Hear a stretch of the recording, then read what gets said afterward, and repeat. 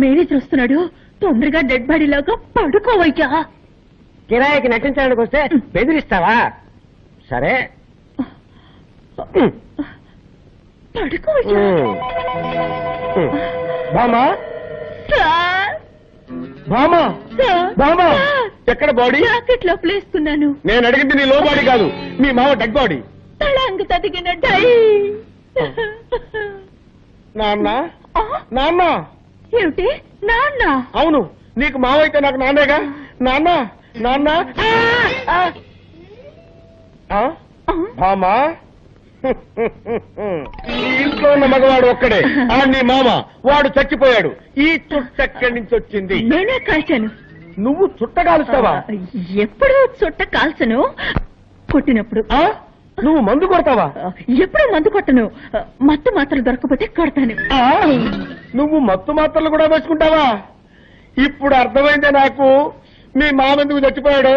నీకు ఇలాంటి దౌర్భాగ్య పదార్థాన్ని ఉన్నాయన్నమాట. ఎక్కడి దగ్గు? నేనే సార్. ఏంటి నీకు బొగ్గలా ఉందే? అప్పుడప్పుడు మగవాళ్ళ గొంతులో మాట్లాడతారు. మీరెందుకండి? నాన్న నాన్న,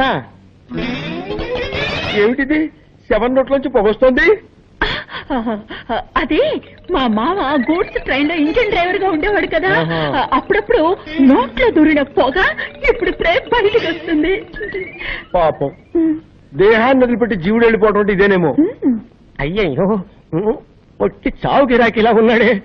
వచ్చావా, పని చూశావా, మాల వేసేసి పోదామా అనుకుంటా అరికట్ చెప్తున్నాడు. ఎవరో కొనుక్కుతున్నట్టుందేంటి? అదే అండి, నేనే మగవాడి గొంతులో గొణిగాను. ఓహో, అయ్యో పొరపాటు జరిగిపోయింది.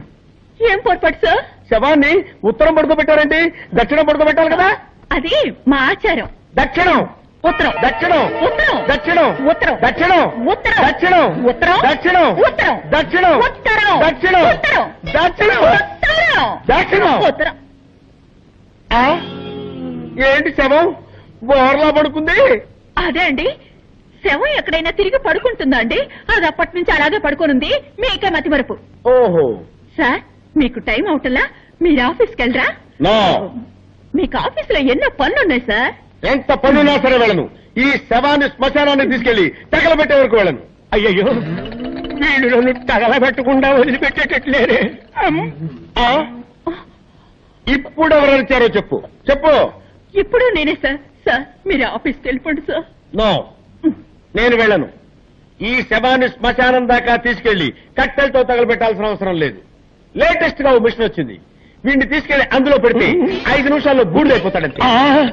అయ్యయ్యో, 5 నిమిషాల్లో బూడిదా?